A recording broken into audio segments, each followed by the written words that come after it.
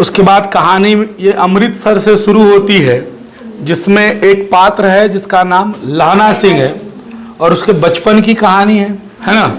उसमें बताता है कि वो मामा के घर गया था अमृतसर और वहीं पर एक लड़की भी आई थी अपने मामा के घर में, और दोनों किसी दुकान पर कभी मिल जाते थे, कभी सब्जी वाले के पास मिल जाते थे, और लड़का एक ही सवाल करता था, उसका नाम था क्या, तेरी कुड़माई हो गई।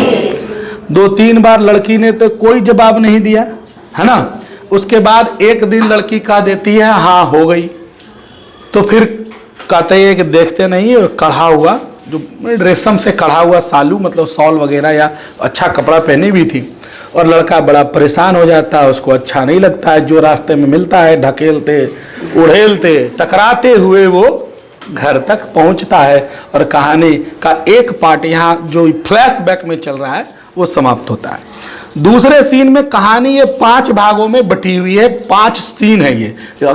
अगर नाटक करना है तो इसको नाटक के तौर पर किया जा सकता है ना, क्योंकि सीन 1 सीन 2 ये नाटक में होता है, कहानी में सीन 1 सीन 2 नहीं होता है, नाटक होता है, और नाटक ही फिल्म का रूपांतरण बनता है। फिर दूसरे हम लोग पार्ट में ये पढ़ते हैं कि कैमरा अगर खुलता है या सीन में ये दिखाया जाता है कि कुछ सैनिक बैठे हुए हैं और लड़ाई चल रही है, लड़ाई में लगातार बम पटके जा रहे हैं, ठंड काफ़ी वहाँ है, पूरा एकदम कड़कड़ कड़कड़ वाला ठंडा है, कड़क वाला ठंडा है, और ऐसा कि इन लोग को छुट्टी भी नहीं मिला ढेर दिन से, 4 दिन से पलक नहीं झपकाया है।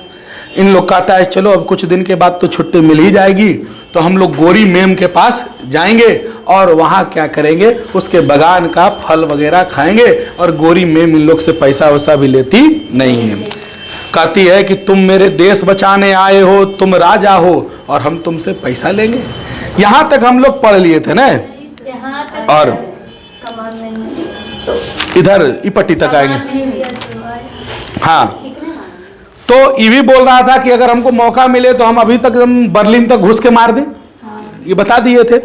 नहीं तो सीधे बर्लिन पहुंच जाते क्या। सूबेदार हजारा सिंह मुस्कुरा कर कहा, लड़ाई के मामले जमादार या नायक नहीं चलते, बड़े अफसर दूर के सोचते हैं। 300 मील का सामना है, एक तरफ बढ़ गए तो क्या होगा।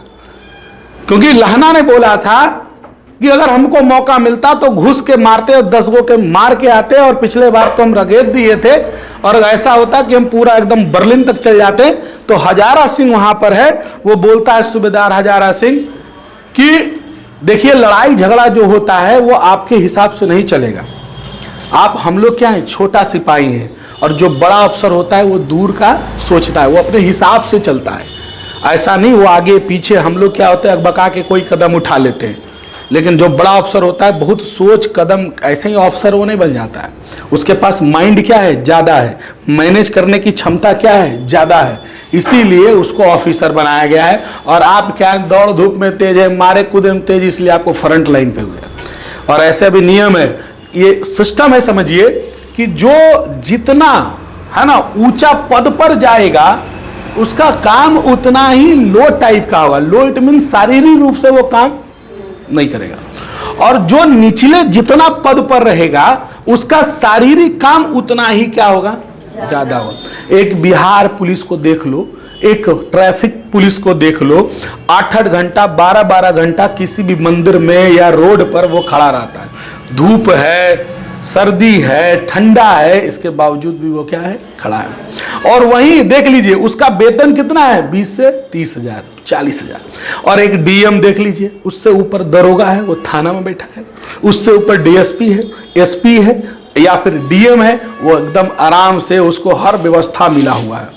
एक वो ड्राइवर मिला हुआ है, डीएम का रुतबा अलग होता है, उसको ड्राइवर मिला हुआ है, 1-2 गो कुक मिलता है खाना बनाने के लिए, उसके माली, उसका जो गार्डन होता है उसके देखभाल करने के लिए एक माली मिलता है ना, कपड़े धोने के लिए धोबी मिलता है। बहुत सारी फैसिलिटीज एक डीएम को मिलती है। बाकी तो जिला का मालिक है, जिस विभाग में छापा मारना चाहेगा उस विभाग में मार देगा, वो तो जिला का मालिक है। तो बड़े जो ऑफिसर बनते हैं वो दिमाग वाले बनते हैं, ऐसे नहीं बन जाते कोई भी ऑफिसर। और जो निचले पद पर होते हैं वो शारीरिक रूप से मजबूत होते हैं, वो तुरंत हो जाता है उन लोग। तो वही कह रहा है कि जो बड़े अफसर होते हैं वो दिमाग से चलते हैं, ऐसा नहीं है एक साइड तुम चल जाते हो दूसरे साइड से घुस जाता है वो लोग। सूबेदार सच है लहना पर क्या करे, हड्डियों में जाड़ा धस गया है, निकलता नहीं, खाई में दोनों तरफ चंबे की बवालियों के सोते झड़ रहे हैं, एक धावा हो जाए तो गर्मी। एक ऐसा जगह पर है जहां काफी ठंड है, बहुत ठंडा है, और इन लोग चाह रहा है कि एक बम गिरे, काहे तो बम गिरेगा तो आग का लपटे उठेगा, तो जीरी शरीर में क्या आएगा, गर्मी आएगा। तो ये स्थिति है कि जहां जीने की आस के लिए सैनिक लोग ये चाह रहा है कि अगल बगल 2-4 बम क्या हो जाए, गिर जाए, ताकि जीरी गर्मी वाला माहौल हो तो हमारे शरीर में क्या है, गर्मी आ जाए। उद्यमी उठ सिगड़ी के कोले डाल, वजीरा नाम आ गया वजीरा सिंह का। वजीरा तुम 4 जन बाल्टियां लेकर खाई का पानी बाहर फेंको, महासिंह शाम हो गई है, खाई के दरवाजे पर पहरा बदल दो। यह कहते हुए सूबेदार सारी खंदक का चक्कर, जो वजीरा सिंह है वो बोला कि अरे सब जाओ इधर उधर, है ना, और जो आग उग का भी कुछ रखता था इंतजाम, सिगड़ी उगड़ी जलाने वाला, तो सब रखो। और बर्फ चूंकि ज्यादा था तो पिघलता था, तो पानी भी जम जाता था नीचे, तो बोलता पानी निकाल कर फेंको, और जो मेन गेट पर पहरा दे रहा है उसका पहरा क्या करो, बदल दो। पहरा मतलब समझते होगे, थाना भी जाइएगा तो थाना के पास देखो ऊंचा गोलंबर नियर बना हुआ है, वहां पर 4-4 घंटा 6-6 घंटा की ड्यूटी लगती है। एक सिपाही 4 घंटा या 6 घंटा, 6 घंटा पर ड्यूटी क्या हो जाएगा, चेंज हो जाएगा, दूसरा कोई जाएगा, तो वही कहा बदल दो। वजीरा सिंह पलटन का विदूषक था, बाल्टी में गंदा पानी लेकर खाई के बाहर फेंकता हुआ बोला, मैं पाधा बन गया हूं, करो जर्मनी के बादशाह का तर्पण। इस पर सब खिलखिला पड़े और उदासी के बादल फट गए। मतलब एक अपना हंसी मजाक करता है। आप देखिए सैनिक वाले फिल्में देखते होंगे तो अपने में सैनिक थोड़ा हंसी मजाक करते हैं, है ना।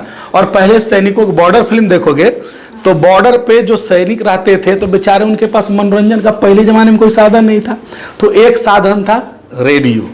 रेडियो का एंटीना निकाल कर भारत पाकिस्तान का मैच सुनते थे, है ना, या फिर गाना सुनते थे, चित्रहार या आता था जो भी है उसमें आता था, तो अपना फरमाइश होता था कि कौन आदमी भेजा है ना। रेडियो स्टेशन को भेजा जाता था कि मैं फलना बाबू यहाँ बटालियन नंबर इतना में सिपाही हूँ और मेरी फरमाइश है कि मेरी एक गाना बजाया जाए, और गाना का नाम ये है।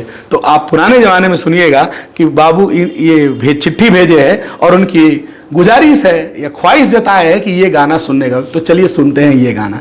तो ऐसे उन लोग मनोरंजन करते थे। आज तो मोबाइल आ गया है, जे गाना सुनना है गूगल में बोल दो, क्या तुरंत गाना आ जाएगा और सुन लीजिए, कोई दिक्कत नहीं है।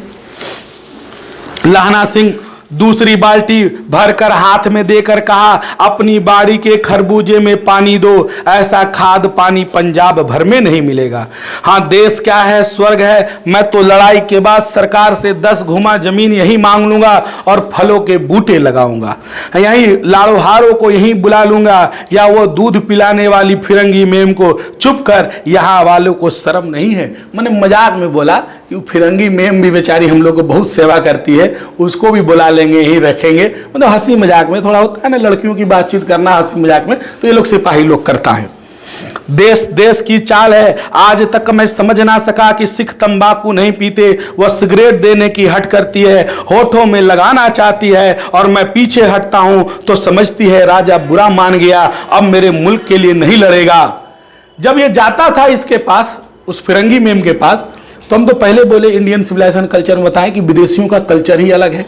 वहाँ सिगरेट शराब को बहुत बड़ी बात नहीं मानता है, जहाँ हमारे यहाँ सिगरेट पीना बहुत बड़ी बात हो जाती है। और गांव में बाबूजी के सामने अगर धुआं उड़ा दिया तो मार हो जाएगा। अगर पकड़ा गया, गलती से देख लिए रोड पे फूक रहा है, अच्छा आओ तू घर आ, जो हस्र होना है वो हो जाएगा। जबकि विदेशों में ऐसा नहीं, उसको एक नॉर्मली तौर पर लेते हैं शराब उराब को, क्योंकि वहाँ माँ बेटा भाई बहन सब पीता है, उसमें कोई दिक्कत नहीं है। तो जब ये जाता था फिरंगी मेम के पास, तो फिरंगी मेम इसको ऑफर करती थी क्या चीज़, सिगरेट का, है ना। अभी एक कहानी और पढ़ाएंगे आपके ही किताब में, इंटर वाला एक चैप्टर है मैरिज प्रपोजल, है ना। उसमें भी शादी करने जब जाता है, एक लोमोब नाम का लड़का होता है, तो जो लड़की होती खुद कहती है do you want cigarette, have cigarette, मतलब सिगरेट पियोगे, आए हो तो पी लो, फूक फाक लो जरा, उसके बाद बतियाएंगे हम लोग शादी होगा कि नहीं होगा। तो ये उसका कल्चर है। जैसे हमारे यहाँ कोई आता है तो सारा खाना पीना होने के बाद एक थरिया में पान लिया जाता है, ले भैया पान खिला देते हैं ना, होता है जब कुटुंब तारे आता है कोई, तो बरतुहारे जिसको बोलता है ना, तो पान जरूर खिलाता है, वहां सिगरेट पिलाता है। तो भिरंगी मैम कहती थी उसको कि पी लो थोड़ा सा, तो ये लोग पीता उता नहीं था, क्योंकि सिख लोग कहता है सिगरेट नहीं पीते हैं, ऐसा मानना है उन लोगों का, सिगरेट नहीं पीता है। तो उसको लगता था कहीं हमारे लड़ेगा नहीं तो दिक्कत हो जाएगा, उन लोग बुरा समझती थी वो। जैसे जैसे मैं जानता ही ना हूं, पूछा अच्छा बोधा सिंह कैसा है, बोला अच्छा है। जैसे मैं जानता हूं, रात भर तुम उसे अपने कंबल उड़ाते आए हो, क्या काम था? अच्छा बैठिए 10 मिनट कर देते हैं, अंदर बैठा दीजिए बेंच पे इधर कहीं, 10 मिनट बोलिए बैठे के लिए। कितना टाइम हुआ हो? 3 अच्छा आप 15 मिनट 20 मिनट पढ़ाएंगे। हाँ देखिए वजीरा सिंह कहने गया हो, हाँ बोधा सिंह का क्या था, तबीयत खराब था और ठंडक तो बहुत ज्यादा थी, तो कह रहा था कि उसमें एक दोस्त इसका बोल रहा है अरे तुम तो अपना कंबल रात भर उड़ाते आए हो, सिगड़ी के सहारे गुजार करते हो, उसके पहरे पर तुम पहरा दे देते हो, अपने सूखे लकड़ी के तख्तों पर उसे सुलाते हो और तुम खुद कीचड़ में पड़े रहते हो, कहीं तुम मांदे यानी बीमार ना पड़ जाओ। जाड़ा क्या है, ये वो मौत है, और निमोनिया से मरने वाले को मुरब्बा नहीं मिला करते हैं। तो उसमें बोलता है लहना सिंह अरे मेरा चिंता मत करो, मैं तो बुलेल की खट के किनारे मरूंगा, भाई कीरत सिंह की गोद पर मेरा सिर होगा और मेरे हाथ पे लगाए हुए आंगन के आम की पेड़ की छाया होगी। बोला अरे हम मरेंगे अभी, वो अभी नहीं मरेंगे, आम की छाया के नीचे मरेंगे और कीरत सिंह के गोद में मरेंगे। कीरत सिंह का भी चर्चा किए थे। बजीरा सिंह ने त्योरी चढ़ाकर कहा क्या मरने का तुम लगाया है, मरे जर्मनी और तुर्क भाइयों कुछ गाओ, और अपनी भाषा में कुछ गीत वगैरह गाना शुरू कर देते हैं। कौन जानता था कि दाढ़ियों वाले घरबारी सिख ऐसे लुच्चे का गीत गाएंगे, पर सारी खंदक गीत से गूंज उठी, सिपाही फिर ताजा हो गए, मानो 4 दिन से सोते और मौज करते रहे। कुछ अपनी भाषा में ऐसा हंसी मजाक वाला गाया जिससे सबको आनंद आया और सब एक बार फिर से क्या हो गए, ताजा हो गए, नॉर्मल हो जाता है, तो उसका जोश बढ़ाने के लिए गाया। अब तीसरे अध्याय में देखिए कह रहा है कि 2 पहर रात चल गई है, अंधेरा है, सन्नाटा है। बोधा सिंह खाली बिस्कुटों की 3 टीनों पर अपने दोनों कंबल बिछाकर लहना सिंह के 2 कंबल और एक बरान कोट ओढ़कर सो रहा है। बोधा सिंह के बारे में बता रहा है कि दुद्दू को कंबल बिछा के और एगो लहना सिंह का कोटो पहन के वो क्या कर रहा है, सोत रहा है। लहना सिंह बेचारा पहरा पे खड़ा है, एक आंख उधर देख रहा है और एक आंख से बोधा सिंह को देख रहा है, क्योंकि बोधा सिंह की तबीयत क्या है, खराब है। और देख कौन रहा है, लहना सिंह। और बोधा सिंह कराहा तो बोला क्यों बोधा भाई क्या है, तो बोला पानी पिला दो। लहना ने कटोरा उठाया, पिला दिया। बोला कैसे, पानी पीकर बोधा ने बोला कंपनी छूट रही है, रोम रोम में तार दौड़ रहे हैं और दांत भी मेरे बज रहे हैं। दांत बजता है कि नहीं बजता है? अब ठंडा आ गया, कट कट कट कट कटा हो गए। अच्छा ऐसा करो तुम मेरी जर्सी भी पहन लो और तुम, बोला अरे मेरा चिंता मत करो, है ना, और मेरे पास क्या है, सिगड़ी है, आग वाला, कोयला वाला, भट्टी टाइप का छोटा, है ना, और वो तो सिगड़ी है, गर्मी लगती है हमको, तो देखो पसीना आ रहा है ना, और ना मैं तो उतना पहनता भी नहीं हूँ, 4 दिन से तुम मेरे लिए मैंने। अब बोधा सिंह बोला याद आई मेरे पास देखो दूसरी जर्सी है, आज सवेरे आई है, बिलायत से मेम बना कर भेज रही है, गुरु उनका भला करे। यूं कहना लहना अपने कोट उतार कर जर्सी उतारने लगा। सच कहते हो? बोला सच बोल रहे हो ना, है ना तुम्हारे पास जर्सी? बोला हाँ है, तुम पहनो ना हो, और अपना जर्सी उसको क्या किया, दे दिया। यूं कहकर नहीं बोधा ने उसे, बोधा को उसने जबरदस्ती जर्सी पहना दी। खाकी कोट जीन का कुर्ता भर पहनकर पहरे पर आ खड़ा हुआ। मेम की जर्सी का कथा लेवल कथा थी। आधा घंटा बीता, खाई के मुंह से आवाज आई उधर से, सूबेदार हजारा सिंह। कौन? लप्टन साहब, हुकुम हजार हुजूर कहकर सूबेदार तनकर फौजी सलाम करने सामना हुआ। देखो इसी समय धावा करना होगा, मील भर की दूरी पर पूरब के कोने में एक जर्मन खाई है। इतने देर में क्या हुआ, एक उधर से एक आदमी आया जो अपने आप को क्या बोला, लेफ्टिनेंट साहब बोला। क्या बोला कि हम लेफ्टिनेंट साहब हैं, मैंने इन लोगों का हेड, थोड़ा सा ऑफिसर टाइप का। बोला देखो हम लोग को तुरंत अभी धावा बोलना है, आगे चलना है, लड़ाई करना है। उस उखाई में 50 से ज्यादा जर्मनी के सैनिक है, हम लोग चलो। और ये पेड़ के नीचे नीचे से क्या है, रास्ता कटा हुआ है, 3-4 घुमाव है, जहां मोड़ है वहां मैं 15 जवान खड़ा करके आया हूं, यहां तुम 10 आदमी छोड़कर बाकी को लेकर चलो, है ना। और तो इन लोग बोला कि देखिए हमको खंदक यानी जो गुफा था जाने का हुक्म नहीं मिला, आप कैसे बोल रहे हैं। बोले जाओ जाओ, जो सब तैयार हो गया। बोधा भी कंबल उतार दिया कि भाई लड़ना है तो अब चलना होगा, अब तो आराम कहाँ। तब लहना ने उसे रोका। लहना सिंह आगे हुआ। बोधा के बाप सूबेदार ने उंगली से बोधा को ओर इशारा किया। लहना समझकर चुप हो गया। पीछे 10 आदमी कौन रहे, इस पर बड़ी क्या हुई, हुज्जत हुई।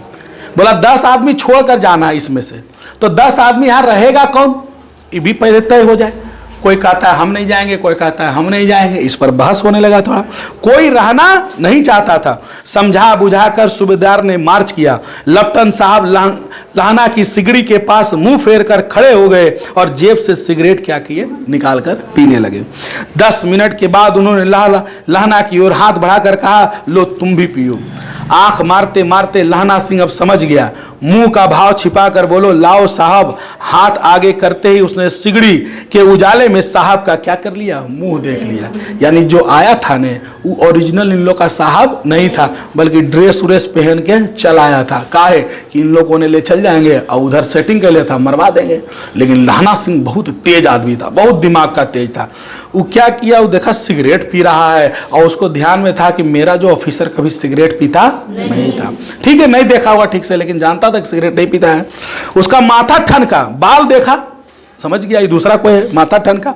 लेफ्टिनेंट साहब के पट्टियों वाले बाल एक दिन में कहां उड़ गए, उनकी जगह कैदियों के कटे कटे बाल कहां से आ गए। इन लोग का बाल छोटा छोटा है, हमारा बाल आदमी का बड़ा बड़ा था। साहब शराब पिए हुए हैं, उन्हें बाल कटाने का मौका मिल गया है। लहना ने जांचना चाहा, उसको सोचा कि चेक कर लेते हैं कि यही है कि नहीं है, थोड़ा दिमाग लगाया। लेफ्टिनेंट साहब 5 वर्ष से उसी रेजिमेंट में थे। क्यों साहब, पूछा जांचने के लिए। हम लोग हिंदुस्तान कब जाएंगे। बोला लड़ाई खत्म होने दो, चले जाएंगे। क्यों, यह देश पसंद नहीं। नहीं साहब, वहां शिकार के मजे हैं। हाँ याद है, पारसनाल लकड़ी लड़ाई के पीछे हम आप जगधारी जिले में शिकार करने गए थे। आप खोते पर सवार थे। आपका खानसामा अब्दुल्ला के रास्ते एक मंदिर में जल चढ़ाने को रह गया था। बेशक पाजी कहीं का, सामने एक नीलगाय निकली, जैसी बड़ी मैंने कभी नहीं देखी थी। आपकी एक गोली कंधे में लगी, फिर पुट्ठे में लगी। ऐसे अफसर के साथ शिकार खेलने में मजा है। क्यों साहब, शिमले से तैयार होकर उस नीलगाय का सिर आ गया था ना, आपने कहा था रेजिमेंट में मेस लगाएंगे। ये ऐसे ही झूठ मूठ क्या किया, बोल दिया। बोला साहब हम लोग शिकार करने गए थे ना एक बार, याद है ना, नीलगाय को मारे थे, आप मारे थे, गोली लग गया था उसका पुट में, ऐसे वैसे। बोला हाँ हाँ हमको याद है, ये है। आई झूठे बोला था। बोला ओ इधर सही मिला रहा है। देखो तेज आदमी था, इसलिए पकड़ने के लिए क्या लगाया, दिमाग लगाया, है ना। बोला हाँ हम तो बिलायत उसको भेज दिए हैं। ऐसे बड़े बड़े सिंह थे उस नीलगाय के, 2-2 फुट के होंगे। लहना सिंह बोले 2 फुट 4 इंच के थे। तुम सिगरेट नहीं पिए, पीता हूं साहब, दिया सलाई लेकर आता हूं, कहकर लहना सिंह अंदर फिर क्या हो गया, घुस गया। अब उसे संदेह नहीं रहा था, सोच लिया था कि झूठ मुठबा है, ये उधरे से आया है कोई, हम लोग को मरवाने के लिए उन्हें ले जा रहा है। अब दिमाग इसका ठनका। अंधेरे में किसी सोने वाले से टकराया। बोला कौन, बजीरा सिंह। हाँ क्यों लाना। बोला क्या कयामत आ गई, जरा सा आंख लगने दी होती। होश में आओ, कयामत आई है। लेफ्टिनेंट साहब की वर्दी में कोई दूसरा कोई आ गया है हम लोग को मरवाने के लिए, है ना। लेफ्टिनेंट साहब या तो मारे गए हैं या तो कैद हो गए हैं। तभी उसके जगह पर उसका वर्दी पहनकर कोई आ गया है। उनकी वर्दी पहनकर या कोई जर्मन आया। सूबेदार का इसका मुंह नहीं देखा, मैंने देखा और बातें की। सोहरा साफ उर्दू बोलता है पर किताबी उर्दू, और मुझे पीने को सिगरेट दिया है। तो अब मारे गए, धोखा है। सूबेदार कीचड़ के चक्कर काटते फिरेंगे। यहां खाई पर धावा होगा, उधर उन खुले में धावा होगा। उठो एक काम करो, पलटन के पैरों के निशान देखते देखते दौड़ जाओ, अभी तक दूर नहीं गए होगे। सूबेदार से कहो एकदम लौट आए, खंदक की बात झूठ है, चले जाओ, खंदक के पीछे से निकल जाओ, पत्ता तक ना खड़को और देर मत करो। बोला जितना आदमी गया है जल्दी से भी आगे जाओ, सूचना दे दो, सबको बुला लो, नहीं तो सब उधर मरवा जाएगा, एक धमाका उन्हें करवा देगा, एक धमाका इन्हें करवा देगा, हम लोग मर जाएंगे। बोला ठीक है, जैसी हुकुम। मेरे हुकुम जमादार लहना सिंह इस वक्त यहाँ सबसे बड़ा अफसर है, उसका हुकुम है, मैं लपटन की खबर लेता हूँ। पर यहाँ तो तुम 8 हो। बोला 8 नहीं 10 लाख हैं, एक एक अकालिया सिख 1.25 लाख के बराबर होता है, और चले जाओ। लौटकर खाई के मुहाने पर लहना सिंह दीवार से चिपक गया। उसने देखा कि लपटन साहब ने जेब से बेल के बराबर 3 गोले निकाले और गोले तीनों दीवार में खंडक में क्या किया, घुसा दिया और एक तार बांध दिया। तार के आगे सूत की एक गुत्थी जिससे सिगड़ी के पास रखा, बाहर की तरफ एक दिया सलाई जलाकर गुत्थी पर रखने लगा। आप देखते होंगे फिल्मों में कि 2-4 गो बम सेट करेगा और तरिया क्या करेगा, जोड़ देगा। वैसी वो लपटन क्या कर रहा था ये और समझ गया। बिजली की तरह दोनों हाथ से उल्टी बंदूक उठाकर लहना सिंह ने साहब की कूहनी पर देकर मारा। इतना देखा कि विस्फोट करेगा, अब पूरा बर्बाद कर देगा, ये खंडक है ना, सेट कर दिया है। तो बंदूक जो था उठाया और कूहनिया यानी पीछे वाला जो रहता है पाटव, उससे उसका मूड़ी पर क्या किया, कस के मार दिया। किसको, लपटन को, नकली लपटन को। फिर गर्दन पर मारा एक कुंदा, फिर आंख पर मारा, उसको क्या किया, खत्म कर दिया और उचित हो गया, मर गया। लहना सिंह तिल गोले बीन कर फिर निकाला, वो जो गोला सेट किया था दीवार में उसको निकाला और फेंक दिया। फिर सिगड़ी भी हटा दिया, जेब की तलाशी ली, 3-4 लिफाफे एक डायरी निकालकर अपनी जेब में रख लिया। साहब की मूर्छा हटी। लहना सिंह बोला, क्यों लपटन साहब, मिजाज कैसा है? आज मैंने बहुत बात सीखा कि सिख सिगरेट पीते हैं, यह सीखा कि जगदारी के जिले में नील गाय होती है और 2 फुट 4 इंच के सिंह होते हैं, यह सीखा कि मुसलमान खानसामा मूर्तियों पर जल चढ़ाते हैं, लपटन साहब खोते पर चढ़ते हैं। यूं कहो ऐसी साफ उर्दू कहां से सीख लाए हैं? हमारे लपटन साहब तो बिना डैम के 5 लफ्ज भी नहीं बोला करते हैं और तुम इतना बात बोल रहे हो, तुम तो ऐसी पकड़ा गए हैं। लाना ने पतलून की जेबों से तलाशी नहीं ली थी, साहब के मानो जाड़े से बचाने के लिए दोनों हाथ जेब में डाले। लाना कहता गया, चलाक तो बड़े हो, मांझे का लाना इतने बरस लपटन साहब के साथ रहा है, उसको चकमा देने के लिए 4 आंखें चाहिए। 3 महीने हुए, एक तुर्की मौलवी मेरे गांव में आया था, औरतों और बच्चों को क्या करता, और औरतों को ताबीज बांटता था और कहता था जिसको बच्चा नहीं हो रहा ताबीज पहनो बच्चा हो जाएगा। बच्चों को दवाइयां देता था। चौधरी के बड़े नीचे मंजा बिठाकर हुक्का पीता था और कहता था क्या जर्मनी वाले बड़े पंडित हैं, वेद पढ़ पढ़ कर आए हैं, विमान चलाने की विद्या जान गए हैं, गौ को नहीं मारते हैं, हिंदुस्तान में आ जाएंगे तो गौ हत्या बंद कर देंगे। मंडी में बनियों को बहकाता था कि डाक खाने से रुपये निकाल लो, सरकार का राज जाने वाले हैं। डाक बाबू पोल्हू राम भी डर गया था। मैंने मुल्ला जी की दाढ़ी मूछ क्या की, मुड़वा दी और गांव से बाहर निकाल कर कहा कि अब मेरे गांव में रखा पैर तो तुम्हारा हालत क्या करेंगे। तो गांव में बहुत लोग आते हैं जो आपको डराते हैं और धमकाते हैं, है ना, और अपना उल्लू क्या करते हैं, सीधा करते हैं। तो हम गांव में वैसा का आदमी के मोछ दाढ़ी मुड़ के भेज दिए और हम जिसके साथ 5 साल रहे हैं, तुम हमको बेवकूफ बनाने चला है ना, तुमको तो हम जाने से मार देंगे। मारियो दिया उसको। फिर साहब के जेब से निकाला पिस्तौल, है ना, साहब की जेब से जो था लपटन, जेब से पिस्तौल निकाला, गोलियां मारा तो लहना की जांग में लग गया। अभी तक पूरा मरा नहीं था। इधर लहना की हेनरी मार्टिनी के 2 फायरों से साहब की कपाल क्रिया कर दी और धड़ाका सुनकर सब क्या हो गए। जब लहना को गोली लगा तो फिर क्या हुआ, इहो गोली मारा, उसके बाद अबरी फाइनली क्या हो गया, खत्म हो गया। सब चिल्लाया, बोधा भी चिल्लाया, क्या हुआ क्या हुआ। लहना सिंह ने उसे यह कहकर सुला दिया, अरे कुछ नहीं है, वो कुत्ता आया था, मार दिया। औरों से सब हाल कह दिया। सब बंदूक लेके तैयार। लहना ने साफा फाड़कर घाव की दोनों पट्टियां कसकर बांध दी। घाव मांस में ही था, पट्टियों के कसने से लहू यानी खून निकलना बंद हो गया। उतने में 70 जर्मन चिल्लाकर खाई में घुस पड़े। सिखों की बंदूकों की बाढ़ ने पहले धावों को रोका, दूसरे को रोका, पर ये थे 8, है ना, और वे थे 70। अपने मुर्दा भाइयों के शरीर पर चढ़कर जर्मन आगे घुसते थे और थोड़े से मिनटों में अचानक आवाज आई, वाह गुरुजी की फतह, वाह गुरुजी की खालसा। और धड़ाधड़ बंदूकों की फायर से जर्मन की पीठ क्या होगी, पड़ने लगी। क्योंकि उधर वो सेटिंग करके आया था कि हम अंदर जाएंगे, सबको भेजेंगे, इतना में तुम लोग क्या कर जाना, घुस जाना, इन लोग को मार देना। और इतना में क्या किया, इतना देर में वो लोग क्या हो गया, आ गया और तुरंत क्या हो गया, इन लोग को मारना शुरू कर दिया। लेकिन फिर तभी देखा कि उल्टे जर्मनी सैनिक ही क्या हो रहे, मारे जा रहे। यानी इसका जो आदमी गया था, एगो भेजा कि जाओ बुला के लाओ, तो अब उसको लौट कर क्या हो रहा था, आ रहा था, देखा कि धावा कर दिया, तो अब ये लोग गोली चलाने लगा। कहने गया ऐन मौके पे जर्मन 2 चक्की के पाटों के बीच में आ गए। पीछे से सूबेदार हजारा सिंह जवान आग बरसाते थे, सामने लहना सिंह साथियों के संगीन चल रहे थे। पास आने पर पीछे वालों ने संगीन पिरोना शुरू कर दिया। एक किलकारी और अकाल सिखा दी फौज आई, वाह गुरुजी फतह, वाह गुरुजी दा खालसा, सत श्री अकाल पुरुष। जैसे हम लोग कैसे बोलते हैं हर हर महादेव, नहीं वैसे सिखों का ये अपना है थोड़ा ईश्वर के प्रति आस्था। और लड़ाई खत्म। 63 जर्मन या तो मर गए, गायब हो गए, सिख में 15 मर गए। सूबेदार के जो दाहिने कंधे में गोली आर पार हो गई, लहना की पसली में भी एक गोली लग गया। घाव को खंदक में गीली मिट्टी से पूरा कर लिया, बाकी का साफा कमरकंद से लपेट लिया। किसी को खबर नहीं हुई कि लहना की दूसरा घाव भी लगा है, किसी को खबर होने नहीं दिया कि हमको क्या लगा है, गोली लगा है। और लड़ाई वो कर रहा है।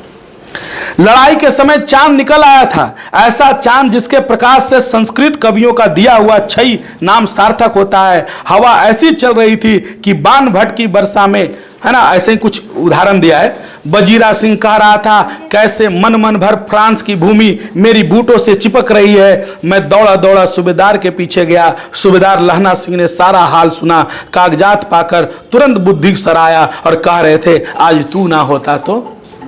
आया सूबेदार हजारा सिंह, बजीरा सिंह आया, बोला यार आज तो तुम बचा लिए हम लोग को, अगर तुम नहीं होते तो आज तो पूरा बटालियन क्या होता है, साफ आधा आदमी उन्हें गया, उन्हें मरा जाता, इन्हें घुस के सबको क्या कर देता है, मार देता।